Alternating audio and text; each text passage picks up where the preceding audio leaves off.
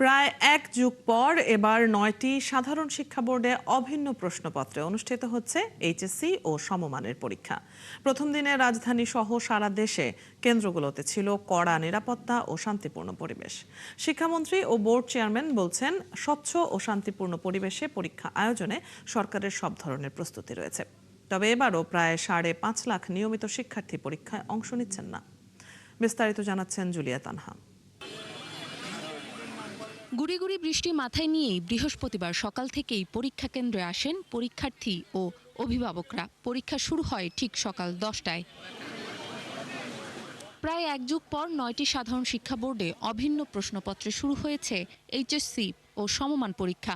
২,৬৯৭টি কেন্দ্রে অংশ নিচ্ছেন ১২,৭০,৫৮৩ জন শিক্ষার্থী। অভিন্ন প্রশ্নপত্র সহ পরীক্ষার সার্বিক পরিবেশ নিয়ে সন্তুষ্ট শিক্ষার্থী, শিক্ষক ও অভিভাবকরা। কোশ্চেনটা স্ট্যান্ডার্ড হয়েছে, মানে সহজ হয়নি, কঠিন হয়নি। একটু ভয়ে ছিলাম যে এবার তো সকল বোর্ডের একটা কোশ্চেনেই পরীক্ষা হবে, না জানি কোশ্চেন কেমন হয়, কতটুকু কঠিন হয়। এমসিকিউ একটু কঠিন হয়েছে আগের বছরের গুলা থেকে। সরকার কর্তৃক যে গৃহীত পদক্ষেপ অভিন্ন প্রশ্ন, এতে মেধার সঠিক মূল্যায়ন হবে। গত জুন মাসে হওয়ার কথা ছিল, সেটা এক মাস পিছিয়ে জুলাইতে দিছে। একটু ভেঙে পড়ছিল, পরে আবার ওটা ঠিক হয়ে গেছে, যেহেতু সময় পাচ্ছে এজন্য আবার প্রস্তুতিটা ঠিক হয়ে গেছে। দোয়া করি এই সবাই ভালো রেজাল্ট করুক, কোনোভাবেই যাতে কোনো রকম কোনো ল্যাকিংস হলে প্রিন্সিপাল যেমন সবাইকে অর্ডার করতে পারে, আমার দিক থেকে যেন কোনো ত্রুটি না থাকে, আমি সেই চেষ্টা করেছি। বোর্ড চেয়ারম্যানও বলছেন, প্রথম দিনের পরীক্ষা শান্তিপূর্ণভাবে হয়েছে। নকল, প্রশ্ন ফাঁস সহ সব ধরনের অপকর্ম ঠেকাতে তৎপর রয়েছে সরকার। অন্য যে কোনো বারের চেয়ে এই বছরের আয়োজনটা মনে হচ্ছে অনেক পরিচ্ছন্ন, অনেক সুন্দর এবং সহযোগিতাপূর্ণ। এই বছর খাতার পরিমাণ, উত্তরপত্রের পরিমাণ, সময় দুটার মধ্যে একটা ভালো কম্বিনেশন হবে আমার বিশ্বাস, ফলে এখানে মূল্যায়নটা ভালো হবে। এদিকে রাজধানীতে এক অনুষ্ঠানে সাংবাদিকদের প্রশ্নের জবাবে শিক্ষামন্ত্রী বলেন, স্বচ্ছ ও সুষ্ঠুভাবে পরীক্ষা সম্পন্ন করতে সব ধরনের ব্যবস্থা রয়েছে। এখন আমাদেরকে আর প্রত্যেকটি পরীক্ষা কেন্দ্রে গিয়ে পাহারা দিতে হবে না। আমাদের ক্লোজ সার্কিট ক্যামেরা রয়েছে, আমাদের টিচাররা আজকে সচেতন, আমাদের অভিভাবকরা সচেতন, প্রশাসন সচেতন রয়েছে এবং পুলিশ বিভাগ তারা বডি ক্যাম ব্যবহার করছে। সব মিলিয়ে আমাদের শিক্ষার্থীরা সচেতন। তবে এবারও উল্লেখযোগ্য সংখ্যক নিয়মিত শিক্ষার্থী পরীক্ষায় অংশ নিচ্ছেন না। প্রায় ৫.৫ লাখ শিক্ষার্থী পরীক্ষার বাইরে রয়েছেন। গত বছর এই হার ছিল ২৯% বেশি, যা এক বছরের ব্যবধানে বেড়ে প্রায় ৩৬% পৌঁছেছে।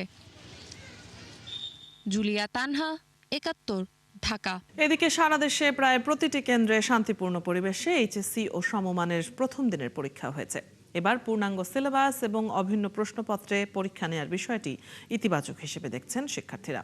সুষ্ঠু ও নকলমুক্ত পরিবেশে পরীক্ষা নিশ্চিতে সার্বক্ষণিক নজরদারি করছেন শিক্ষা কর্মকর্তারা। সহকর্মীদের তথ্য ও ছবিতে প্রতিবেদন। সিলেট শিক্ষা বোর্ডের তথ্য মতে এবার বিভাগের ৪ জেলায় ৩৬৬টি শিক্ষা প্রতিষ্ঠানে ৭২,৭৪৫ জন পরীক্ষার্থী অংশ নিচ্ছে ৯৬টি কেন্দ্রে। পরীক্ষা উপলক্ষে সিলেট নগরীর ২৫টি পরীক্ষা কেন্দ্রে বিশেষ নিষেধাজ্ঞা জারি করেছে জেলা মেট্রোপলিটন পুলিশ। একই প্রশ্নপত্রে সারা দেশে পরীক্ষা হচ্ছে, সেটাকে আমি ভালো একটা ইতিবাচক দিক মনে করি। ভালো লাগছে, আবার একটু টেনশনও হচ্ছে, মনে হয় স্ট্যান্ডার্ডই হবে, যারা পড়াশোনা করেছে তারা পারবে। চট্টগ্রাম বোর্ডের ৫ জেলায় মোট ৯৯,৬৮৮ জন পরীক্ষার্থী অংশ নিচ্ছে ১১৪টি পরীক্ষা কেন্দ্রে। আমাদের কলেজের প্রতিটা রুমে সিসিটিভি ক্যামেরা রয়েছে, রুমের বাইরেও সিসিটিভি ক্যামেরা রয়েছে। সকালে আমরা পরীক্ষার্থীদেরকে তাদের অ্যাডমিট কার্ড দেখে তাদেরকে চেক করে পরীক্ষা রুমে প্রবেশ করানো হয়েছে। খুলনায় সকাল থেকেই পরীক্ষা কেন্দ্রগুলোতে ছিল শিক্ষার্থী ও অভিভাবকদের ভিড়। প্রতিটি কেন্দ্রে পরীক্ষার সার্বিক পরিস্থিতি পর্যবেক্ষণ করেন কর্মকর্তারা। প্রিপারেশন আলহামদুলিল্লাহ আমার অনেক ভালো, তবে একটু টেনশন হচ্ছে। টেনশনে আছি, এখন আল্লাহ ভরসা, বাকি রাতে। খুবই ভালো পরিবেশ, স্যাররা এবং নিরাপত্তা রক্ষী যারা আছে এরা খুবই ভালো। জেলা মেট্রোপলিটন পুলিশের বিজ্ঞপ্তি অনুযায়ী পরীক্ষার সময় প্রতিদিন সকাল ৮টা থেকে পরীক্ষা শেষ হওয়া পর্যন্ত কেন্দ্রের ২০০ গজের মধ্যে ৫ জন বা তার বেশি মানুষের সমাবেশ বন্ধ থাকবে। বরিশাল শিক্ষা বোর্ডের অধীনে বরিশাল সরকারি মহিলা কলেজের কেন্দ্র সচিব জানান, এই প্রথম সরকার অভিন্ন পদ্ধতিতে পরীক্ষা নিচ্ছে। এতে করে শিক্ষার মান বজায় থাকার পাশাপাশি শিক্ষার্থীরাও স্বাচ্ছন্দ্য বোধ করছে। শিক্ষার্থীরা সচেতন, অভিভাবকরা সচেতন, আমরাও নিশ্চিন্ত। যে কোনো কিছু অফেন্সিভ কিছু হলে পর তার জন্য আমার সিনিয়র অথরিটি তারা স্টেপ নেবেন। রংপুরের 8টি জেলা থেকে 1,13,469 জন পরীক্ষার্থী অংশ নিচ্ছে। রাজশাহী বিভাগের 8 জেলায় 208টি কেন্দ্রে 747টি শিক্ষা প্রতিষ্ঠানের শিক্ষার্থীরা পরীক্ষা দিচ্ছে। পরীক্ষা সুষ্ঠু ও শান্তিপূর্ণ করতে প্রতিটি কেন্দ্রে কাজ করছে নির্বাহী ম্যাজিস্ট্রেট, পুলিশ ও অন্যান্য আইনশৃঙ্খলা বাহিনীর সদস্যরা। কোনো কেন্দ্র থেকে আমরা এখনো পর্যন্ত কোনো কমপ্লেন বা অসঙ্গতি পাইনি। এজন্য আমরা ধরে নিচ্ছি যে আমাদের পরীক্ষা সুষ্ঠুভাবেই শুরু হয়েছে। যশোর শিক্ষা বোর্ডেও 5 বছর পর এবার পূর্ণাঙ্গ সিলেবাস ও অভিন্ন প্রশ্নপত্রে পরীক্ষা নেয়ার বিষয়টি ইতিবাচক হিসেবে দেখছে শিক্ষা কর্মকর্তা ও শিক্ষার্থীরা। যারা চলে গেছে অর্ধেক পথে, তারাও অর্ধেক পথে ফিরে এসে সেই ঘড়ি ফিরাই দিতে আসছে। এই ঘড়ি নিয়ে একটু সমস্যা হয়েছে। নির্দেশনা সেটা তো পাঠিয়েছে অফিসে, তা সেটা সঠিকভাবে জেনে তারা বলুক। শাকিলা শম্পা, 71। পরাজিত অপশক্তিহীন হীন স্বার্থে দেশে বিভেদ ও বিরোধ সৃষ্টির অপচেষ্টা চালালেও সকল নাগরিকের শান্তি এবং নিরাপত্তা নিশ্চিতে কাজ করছে সরকার। 2026-27 বছরকে আনুষ্ঠানিকভাবে নজরুল বর্ষ ঘোষণা করে প্রধানমন্ত্রী তারেক রহমান কথা বলেন। এই উপলক্ষে সকালে সচিবালয়ে আয়োজিত সভায় তিনি বলেন, নতুন প্রজন্মের সামনে বিদ্রোহী কবি কাজী নজরুল ইসলাম আশার আলোকবর্তিকা। তার সাহিত্য, কর্ম, চিন্তা, দর্শন, জীবনবোধ মানুষের ঘরে ঘরে পৌঁছে দেবার আহ্বান জানান সরকার প্রধান। মোহাম্মদ হোসেনের প্রতিবেদন। গান করি, গানের মাধ্যমে আমরা নজরুলের বাণী প্রচার করার চেষ্টা করি। প্রেম দ্রোহের কবি কাজী নজরুল ইসলামের 127তম জন্মবার্ষিকী উপলক্ষে 2026-27 বছরকে নজরুল বর্ষ ঘোষণা করেছে সরকার। নতুন প্রজন্মের মাঝে নজরুল চেতনা ছড়িয়ে দিতে বছরব্যাপী নেওয়া হয়েছে বর্ণাঢ্য কর্মসূচি। নজরুল গবেষক, সঙ্গীত শিল্পী ও অনুরাগীদের নিয়ে বৃহস্পতিবার সকালে সচিবালয়ে সভা করেন প্রধানমন্ত্রী তারেক রহমান। এ সময় শহীদ রাষ্ট্রপতি জিয়াউর রহমান ও প্রয়াত প্রধানমন্ত্রী বেগম খালেদা জিয়াকে নিয়ে স্মৃতিচারণ করেন অতিথিরা। নজরুল চেতনা বিশ্বময় ছড়িয়ে দেবার পরামর্শ দেন তারা। আমি মাননীয় প্রধানমন্ত্রীকে অনুরোধ করব যাতে কাজী নজরুল ইসলামের সঠিক জীবনটা যেন সকলে। নজরুল বর্ষ উপলক্ষে স্মারক ডাকটিকিট অবমুক্ত ও লোগো উন্মোচন করেন প্রধানমন্ত্রী। পরে বক্তব্যে তারেক রহমান বলেন, পরাভূত জাতির ভাগ্য আকাশে নজরুল ছিলেন অবিস্মরণীয় নাম। যে কোনো অন্যায় অবিচারের বিরুদ্ধে রুখে দাঁড়াতে আজও অনুপ্রেরণা। অন্যায় অবিচারের বিরুদ্ধে রুখে দাঁড়াতে তিনি আমাদের অনুপ্রেরণা। আমাদের মহান মুক্তিযুদ্ধে তার কবিতা ও গান ছিল অনুপ্রেরণার প্রবল উৎস। তেমনি আমাদের সকল আন্দোলন সংগ্রামে তার সৃষ্টিশীলতাই হয়ে ওঠে প্রতিবাদ প্রতিরোধের মূল ভাষা। জানান, নজরুলের সাহিত্য, কর্ম, চিন্তা, দর্শন মানুষের ঘরে ঘরে পৌঁছে দিতে কাজ করছে তার সরকার। কবি নজরুলের জীবন ও কর্ম, তার চিন্তা, দর্শন ছড়িয়ে দেওয়া প্রয়োজন প্রজন্ম থেকে প্রজন্ম তরে। পরাজিত অপশক্তি বিভেদের অপচেষ্টা চালাচ্ছে এমন অভিযোগ করে সরকার প্রধান বলেন, দেশের শান্তি ও নাগরিকদের নিরাপত্তা নিশ্চিতের কাজ করছে তার সরকার। অপশক্তি নিজেদের হীন দলীয় স্বার্থে মানুষের মধ্যে বিভেদ বিরোধ সৃষ্টির অপচেষ্টা চালালেও সবাই মিলেমিশে থাকাই বাংলাদেশের মানুষের আবহমান কালের মূল্যবোধ। বর্তমান সরকারও এমন এক রাষ্ট্র এবং সমাজ বিনির্মাণের লক্ষ্যে কাজ করছে, যেখানে ধর্ম বর্ণ নির্বিশেষে প্রতিটি মানুষ নির্বিঘ্নে নিরাপদে বসবাস করবে। দেশের শান্তি ও স্থিতিশীলতা রক্ষায় সবার সহযোগিতা চান প্রধানমন্ত্রী তারেক রহমান। এবং আপনাদের সকলের সহযোগিতায় সরকারের পক্ষে সম্ভব সেটিকে নিশ্চিত করা। মোহাম্মদ হোসেন, 71, ঢাকা। জুলাই সনদ বাস্তবায়নে সংসদের বাইরে সংস্কার কমিটি এবং ভেতরে সংবিধান সংশোধনী কমিটি গঠনের উদ্যোগ নিচ্ছে সরকার। দুপুরে সংবাদ সম্মেলনে চিফ হুইপ নুরুল ইসলাম জানান, অর্থনীতির ভঙ্গুর পরিস্থিতির জন্য বাজেট পরবর্তী নৈশভোজ বাতিল করেন প্রধানমন্ত্রী। এ সময় তিনি দাবি করেন, পৃথিবীর একমাত্র দেশ বাংলাদেশ যার প্রধানমন্ত্রীর কোনো বাসভবন নেই। মোহন ইসলামের প্রতিবেদন।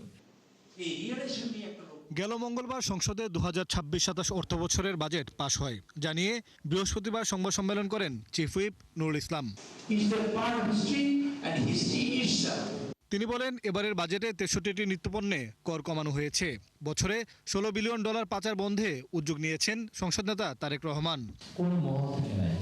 এবং এই প্রথমবারের মতো বাজেট শুরু হওয়ার আগেও দাম বাড়ে নাই, বাজেট পাস হওয়ার পরেও দাম বাড়ে নাই। ক্ষেত্র বিশেষে দাম কমতে হবে, কমা উচিত, সেজন্য সরকার সিরিয়াস আছে। যে সরকারের ট্যাক্স কমিয়েছে, জানেন খাদ্যদ্রব্য সহ প্রয়োজনীয় 63টা আইটেমে কোনো ট্যাক্স বাড়ানো হয় 5% ছিল, গভর্নমেন্ট করেছে 0.।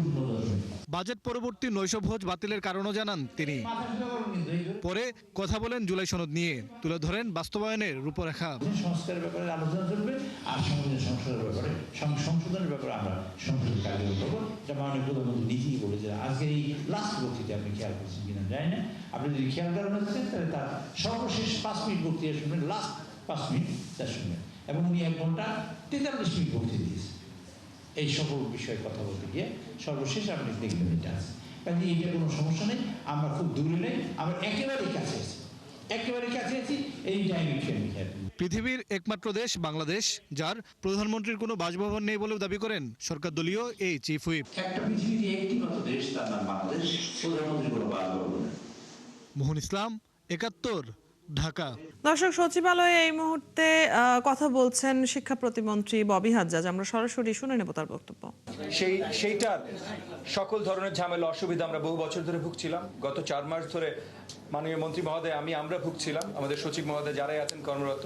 সো মাননীয় প্রধানমন্ত্রী, যেটা মাননীয় মন্ত্রী মহোদয় পরিষ্কার করেছেন, মাননীয় প্রধানমন্ত্রী প্রথম থেকেই আমাদেরকে যতখানি সহযোগিতা করা সম্ভব সরকারি জায়গা থেকে, কারণ কোর্ট ব্যবস্থা পুরোপুরি ইন্ডিপেন্ডেন্ট, কিন্তু মাননীয় অ্যাটর্নি জেনারেল আমাদেরকে পুরোপুরিভাবে সহযোগিতা করেছেন। এবং আমি মাননীয় চিফ জাস্টিস এবং অ্যাপিলেট ডিভিশনের জাস্টিসদেরকেও অসংখ্য ধন্যবাদ জানাই যে তারা এই বিষয়টার গুরুত্বটা সঠিকভাবে অনুধাবন করেছেন, এবং তারা এখন আমাদেরকে পরিষ্কার করে দিয়েছেন যে আমরা এই 36,000 প্লাস স্কুলগুলোতে আমরা প্রধান শিক্ষক নিয়োগ দিতে পারি।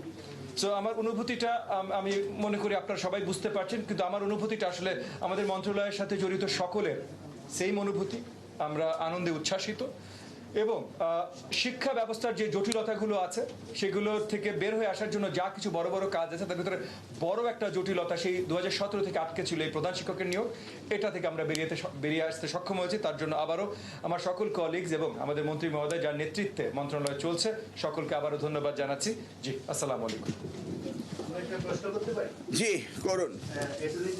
বলেছেন এই মুহূর্ত থেকে বাধাটা দূরীভূত হয়েছে, তো আমার প্রশ্ন, আপনারা কতদিনের মধ্যে এই যে প্রধান শিক্ষক নিয়োগ দিবে, সেক্ষেত্রে কি যারা এখন ভারপ্রাপ্ত দায়িত্বে আছেন তাদেরকেই নিয়োগ দিতে হবে নাকি নতুন করে ধন্যবাদ। শুধু আমাদের প্রাইমারি এডুকেশনে নয়, আমাদের সেকেন্ডারি এডুকেশনে কলেজগুলোতে 4,000 শিক্ষকের শর্টেজ রয়েছে। এটা 4 মাসে হয়নি, বিগত সময় হয়েছে। এবং আমাদের গভর্নমেন্ট স্কুলগুলোতে আরও 4,000 নিয়োগ রয়েছে।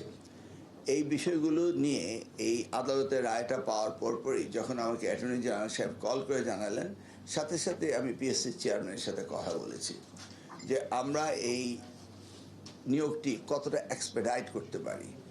উনি তাৎক্ষণিকভাবে বলেছেন যে আপনি রিকুইজিশনগুলো পাঠান, এবং আজকেই আমি ইতিমধ্যে নির্দেশ দিয়েছি আমাদের শেডের সচিব এবং প্রাইমারি এডুকেশন সচিবকে ঘণ্টাখানেক আগে যে আপনি রিকুইজিশন তৈরি করে ফেলেন।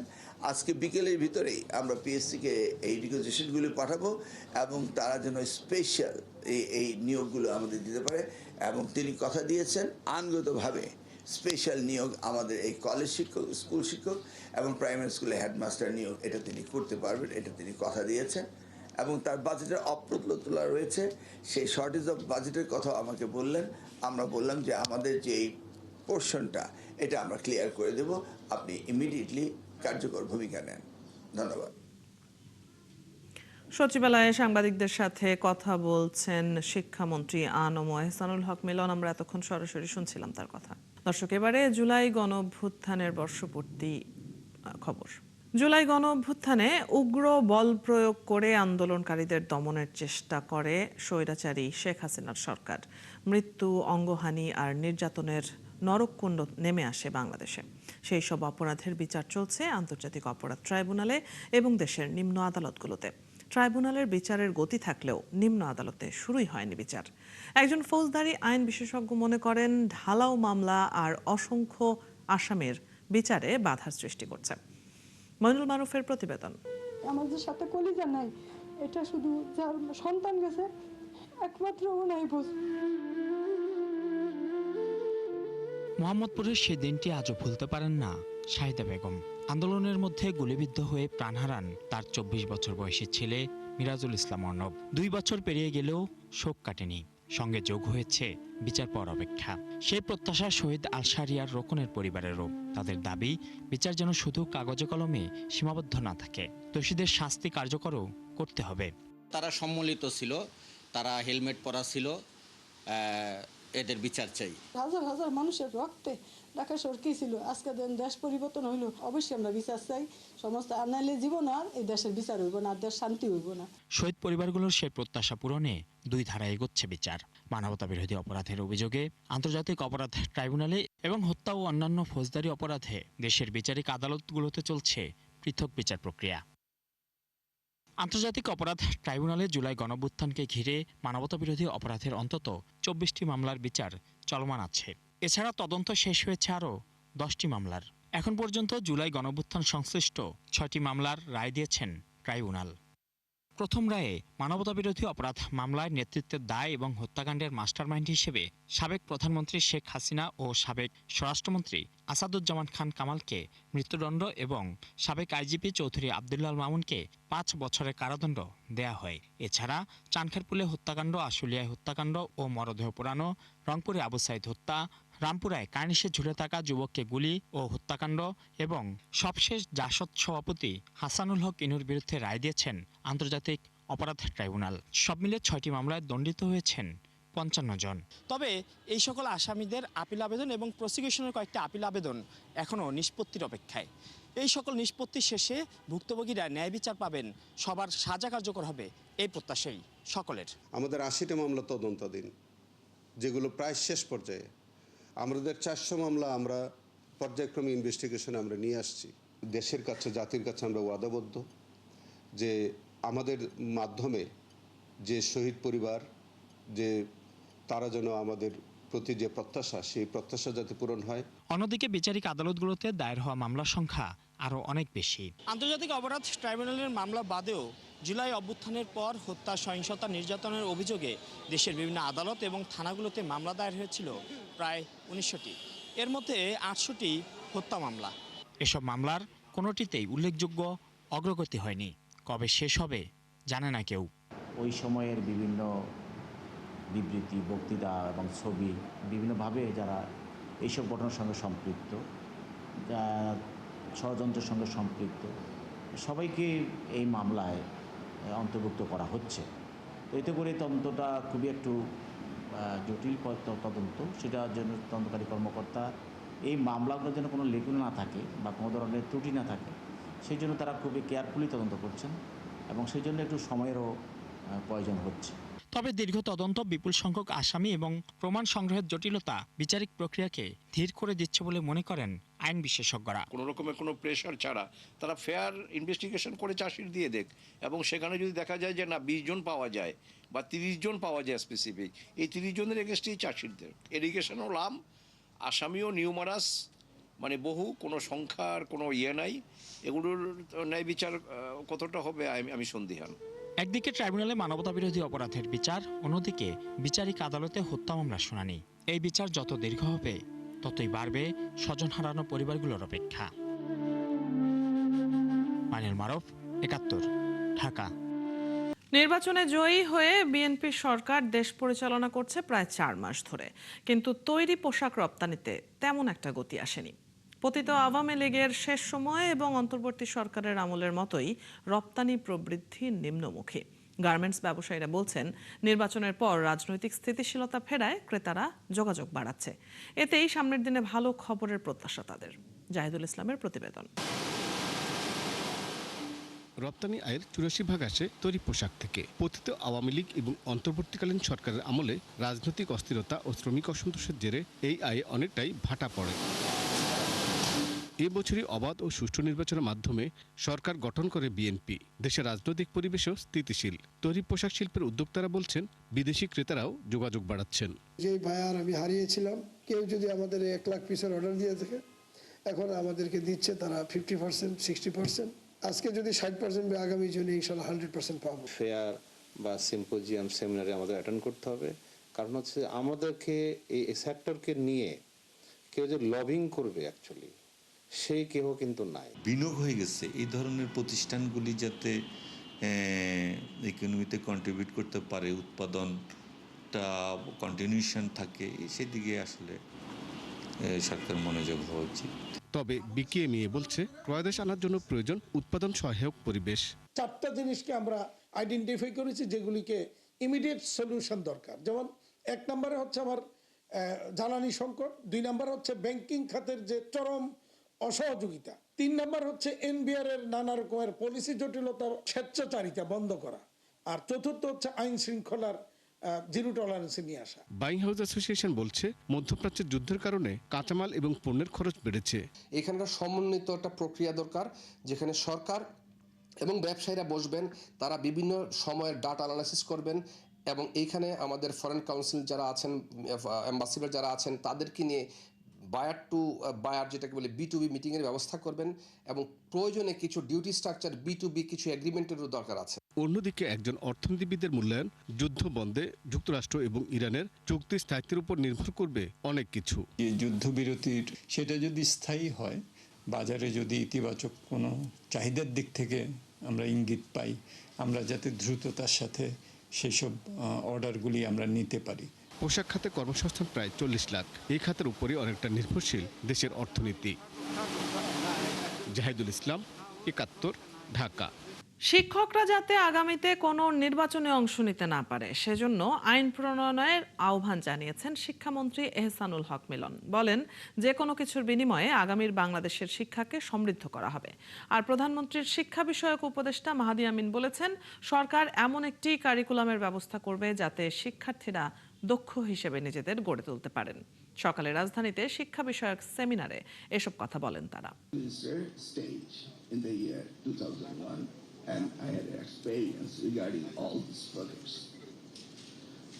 The previous government, they borrowed the loans of money and got a lot of grants, and that was not used properly. We have a solid instruction from our Honorable Prime Minister, no misuse should not be entertained in our department. The education system should be much more inclusive, should be equitable, and that should create a platform where the disparity between the urban and the rural areas reduce, for which we are also focusing on technological intervention.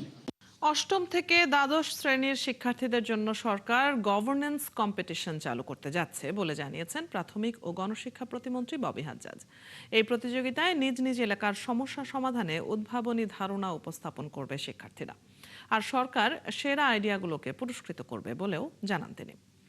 বলেন, এই উদ্যোগের যাত্রা মোহাম্মদপুর থেকে শুরু হবে। এ সময় প্রতিমন্ত্রী আরও বলেন, দেশের শিক্ষা ব্যবস্থার উন্নয়নে সরকার ধারাবাহিকভাবে কাজ করছে এবং ভবিষ্যতেও সেই প্রচেষ্টা অব্যাহত থাকবে। শুধু জাতীয় পর্যায়ে নয়, আন্তর্জাতিক পর্যায়েও পুরস্কার অর্জনের লক্ষ্য নিয়ে শিক্ষার্থীদের এগিয়ে যেতে হবে। এক্ষেত্রে সরকার সবসময় তাদের পাশে থাকবে বলে জানিয়েছেন প্রতিমন্ত্রী। বৃহস্পতিবার Saint Joseph higher secondary school আয়োজিত পুরস্কার বিতরণী অনুষ্ঠানে প্রধান অতিথির বক্তব্যে তিনি এসব কথা বলেন। ক্লাস 8 থেকে 12 পর্যন্ত একটা গভর্নেন্স কম্পিটিশন নিয়ে আসছি। এইটা ফার্স্টে আমাদের এলাকায় করব। তোমরা কত ভালো করতে পারো তার ভিত্তিতে আমরা এটা ন্যাশনাল নিয়ে যাব। এবং গভর্নেন্স কম্পিটিশনটার মেইন পয়েন্টটা হবে হলো যে সরকার ব্যবস্থা থেকে কোনো একটা বড় সামাজিক বা এলাকা ভিত্তিক সমস্যার সমাধান কিভাবে করা যেতে পারে। তো তোমরা পিক করবে সমস্যা, তোমরা নিয়ে আসবে সমাধান।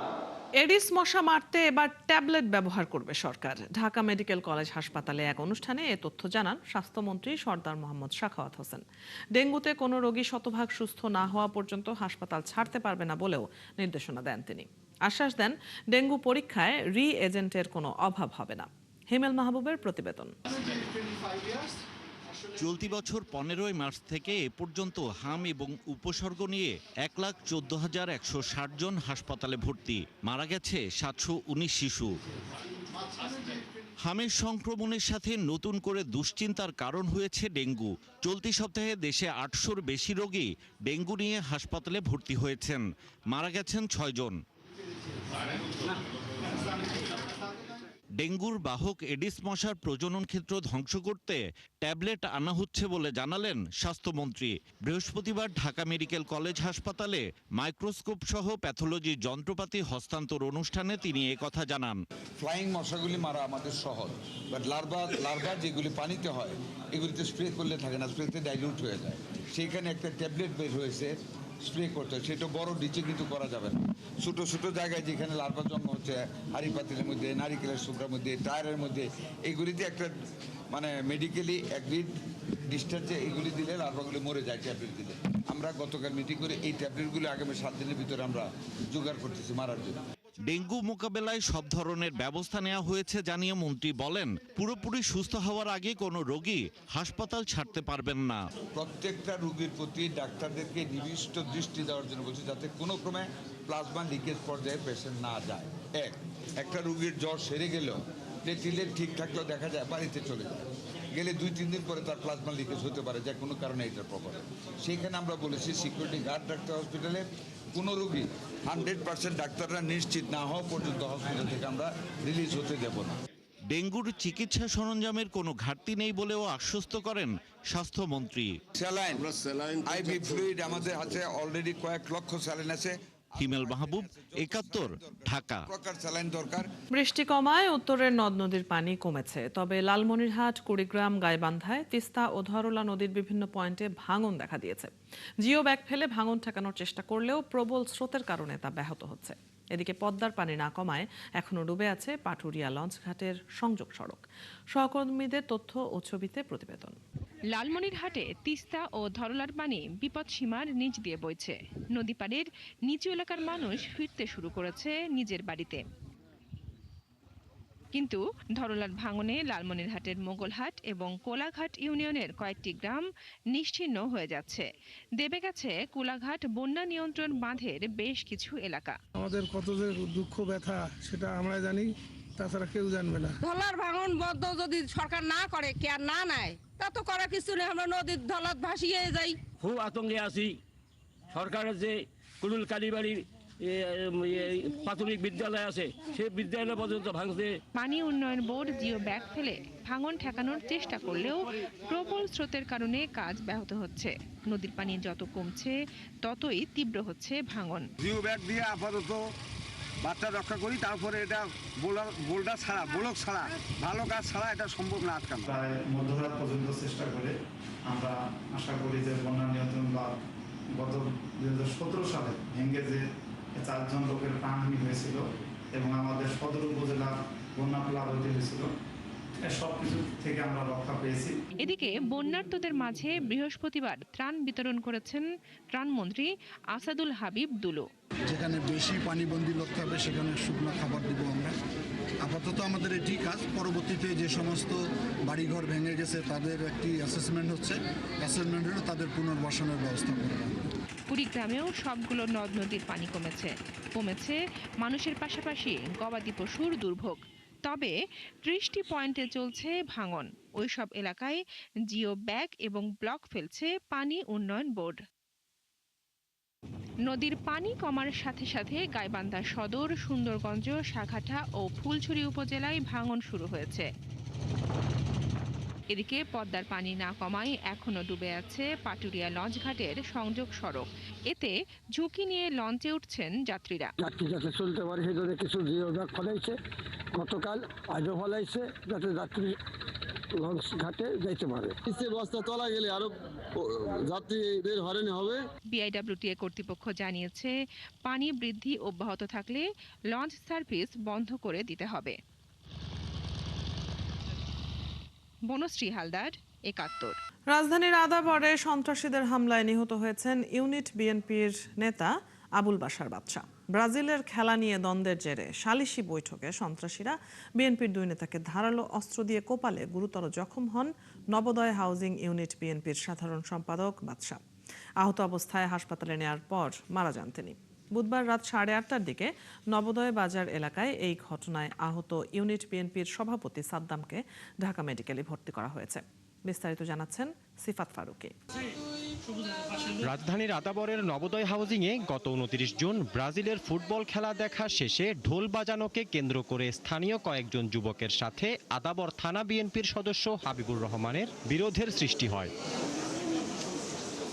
দ্বন্দ্বের জেরে বুধবার সালিশি বৈঠক বসেন বিএনপির দুই নেতা আবুল বাশার বাদশা ও হাবিবুর রহমান। অভিযোগ ওঠে সালিশি বৈঠক চলাকালে রিপন, নীরব, পারভেজ ও মাসুম নামে কয়েকজন ধারাল অস্ত্র নিয়ে হামলা চালান। এতে হাবিবুর রহমানের পক্ষের সাদ্দাম ও বাদশা গুরুতর আহত হন। গুরুতর আহত নবোদয় হাউজিং ইউনিটের বিএনপির সাধারণ সম্পাদক বাদশাকে সোহরাওয়ার্দী মেডিকেল কলেজ হাসপাতাল থেকে ঢাকা মেডিকেল কলেজ হাসপাতালে নেয়ার পর চিকিৎসকরা তাকে মৃত ঘোষণা করেন। এরা 6-7 জন কুবাইতাছে, পরে যে সাদ্দাম হয়ে গেছে, ওরার ফাঁসি চাই, কিছু চাই না। রঞ্জুর, মাসুমের, রবিনের, রিপনের, মিরাজের। আমার ভাই যখন দৌড়ে গেছে, এর মধ্যে দোকানে গিয়ে বলে বন্ধটা আমার বাইরে চুরি দিয়ে বাড়াইয়া ওকে মানাচ্ছে, আমি দৌড়ে গিয়ে আমার বাইরে ওদের দলকে শিকায়ত দেওয়া হয়েছে। শিকায়ত দেওয়া হয়েছে কি যখন বিচারের বাহিরে যাইব তখন ওকে ধরে কুবাইব। মোহাম্মদপুরে একের পর এক পরিকল্পিতভাবে হত্যা করা হচ্ছে এবং আমাদের বিএনপির নেতাদেরকেই বারবার আক্রমণ করছে। হামলাকারীদের গার্জিয়ানরা আর এদের গার্জিয়ান সহ এদের সাথে বসছে, যখন এরা মীমাংসার কথা বইলা মীমাংসার ওই জায়গায় এরা সরি বলছে, চইলা যাচ্ছে, আবার এরাই পথে আটকে তারপরে এলোপাথারি কোবাইছে দুজনকে।